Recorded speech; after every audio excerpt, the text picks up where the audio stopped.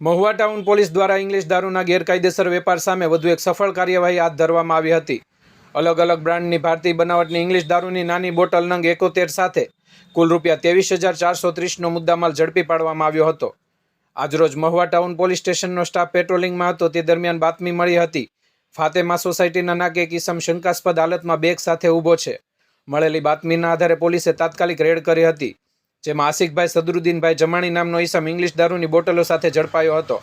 પોલીસે તેની પાસે તપાસ કરતા 180 mlની company seal pack Old Monk Deluxe રમની બોટલ નંગ 23 કિંમત રૂપિયા 7,590 તેમજ 180 mlની કંપની સીલપેક કમાન્ડા મેચ્યુર્ડ ઇન્ડિયન સ્પાઇસ રમની બોટલ નંગ 48 કિંમત રૂપિયા 15,840 મળી આવી હતી।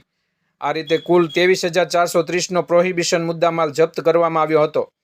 પકડાયેલ આરોપી આસિકભાઈ સદરુદ્દીનભાઈ જમાણી ઉંમર 36 રહેવાનું નુરાની બાગ અબ્બાસી બોર્ડિંગની પાસે તેમની વિરુદ્ધ મહુવા ટાઉન પોલીસ સ્ટેશનમાં પ્રોહિબિશન એક્ટ હેઠળ ગુનો દાખલ કરી આગળની કાયદેસરની કાર્યવાહી હાથ ધરવામાં આવી હતી।